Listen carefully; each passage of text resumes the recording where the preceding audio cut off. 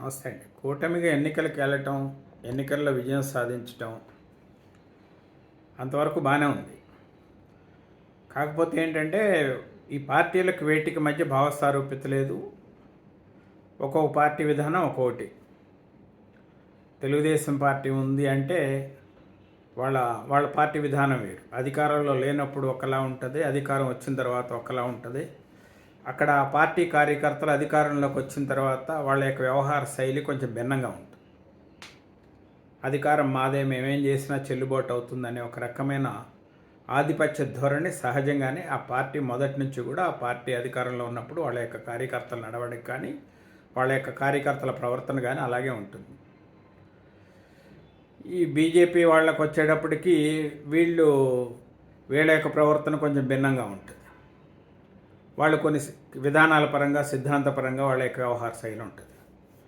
ఇక జనసేన పార్టీకి వచ్చేటప్పటికి జనసేన పార్టీ పెట్టినప్పటి నుంచి పవన్ కళ్యాణ్ గారు కొన్ని సిద్ధాంతాలు, కొంత భావసారూప్యత ఆ పార్టీకి, కొంత భావజాలం ఆ పార్టీ నుంచి వాళ్ళు అందిపుచ్చుకున్నారు. వాళ్ళ అధికారాన్ని చూడలేదు. వాళ్ళంతా కూడా రాజకీయ పార్టీలు ఎలా ఉంటాయి, రాజకీయ పార్టీల యొక్క వ్యవహార శైలి ఎలా ఉంటుంది, ఈ రాజకీయాల్లో ఎలా ఇమ్మడాలి అనేటువంటి అవగాహన లేనటువంటి యువకులు వీళ్ళంతా కూడా. ఈ పరిణామాల నేపథ్యంలోనే కూటమి అనేది కొనసాగుతుంది. గ్రౌండ్ లెవెల్లో ఉండేటువంటి పరిస్థితి ఏంటంటే ఇప్పుడు మనం చెప్పుకున్నటువంటి 3 విధానాలు, 3 విభిన్న కోణాలు. ఎవరి దారి వాళ్ళది, ఎవరి ప్రవర్తన వాళ్ళది, ఎవరు వ్యవహార శైలి వాళ్ళది. కానీ పై స్థాయిలో ఏమన్నా సక్రమంగా ఉంది అంటే పై స్థాయిలో కూడా అనేక రకాల లుకలుకలు కనబడుతున్నాయి. పిఠాపురం నియోజకవర్గంలో పవన్ కళ్యాణ్ గారి పర్యటన సందర్భంగా వర్మ గారిని కూడా పిలిచారు, ఆయన్ని కూడా కలుపుకుపోయారు.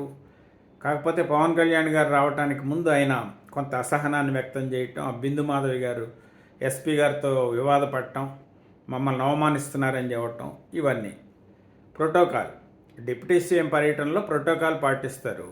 ప్రోటోకాల్ అంటే ఏంటి? అక్కడ ఉన్నటువంటి పదవులు ఏమైనా ఉంటే పదవులు ఉన్న వాళ్ళని పిలుస్తూ ఉంటారు. ఈయన అలౌ చేశారు. వీళ్ళ యొక్క పార్టీ క్యాడర్ని కూడా అలౌ చేయమని, పార్టీ క్యాడర్ని కూడా లోపలికి రానివ్వమని. సెక్యూరిటీ ప్రాబ్లమ్స్ ఉంటాయి కదా, కావాలని వివాదపడటం. అక్కడ డిప్యూటీ సీఎం గారితో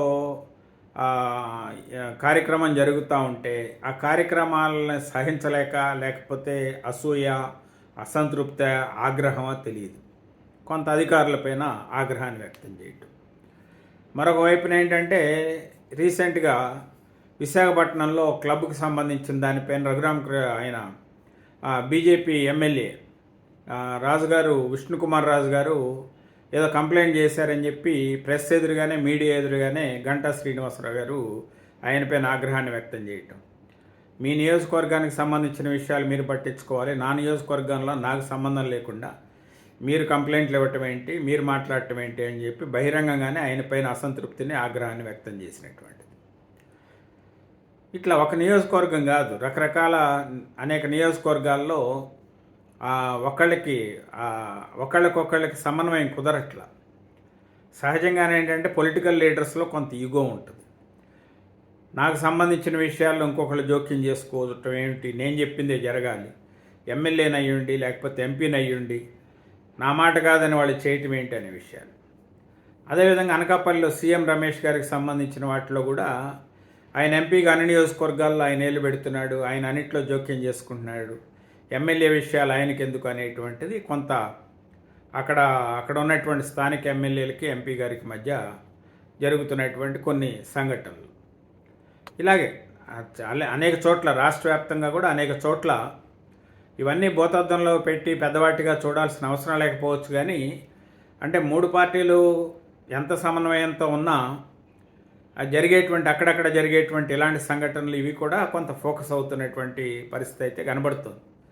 అందుకే ఏంటంటే పై స్థాయిలో ఒక స్టీరింగ్ కమిటీని ఏర్పాటు చేసుకుని ఆ స్టీరింగ్ కమిటీ ద్వారా ఈ వివాదాలను పరిష్కరించుకుంటే కొంత, అంటే ఒక సమన్వయ కమిటీనో ఒక స్టీరింగ్ కమిటీనో, అంటే కూటమి ప్రభుత్వం నడవటానికి ఒక స్టీరింగ్ కమిటీ లాగా ఏర్పాటు చేసుకొని ఎక్కడెక్కడైనా కొంత గైడ్లైన్స్ ఇచ్చి ఎవరు ఎక్కడ ఏం చేయాలి ఏంటనేది ఆయా పార్టీలకు దిశానిర్దేశం చేస్తే కొంత సానుకూలంగా ఉంటుందేమో. మరి అంటే ఇక రాబోయే రోజుల్లో ఇలాంటి వాటిని ఏర్పాటు చేసుకుంటేనే నడిచేటువంటి పరిస్థితులు ఉంటాయి. లేదంటే ఇవన్నీ కూడా పెద్దవైపోయి పార్టీ నాయకులు కూడా చికాకు కలిగించేటువంటి అంశాలు కావచ్చు. చూద్దాం ఏం జరుగుతుంది.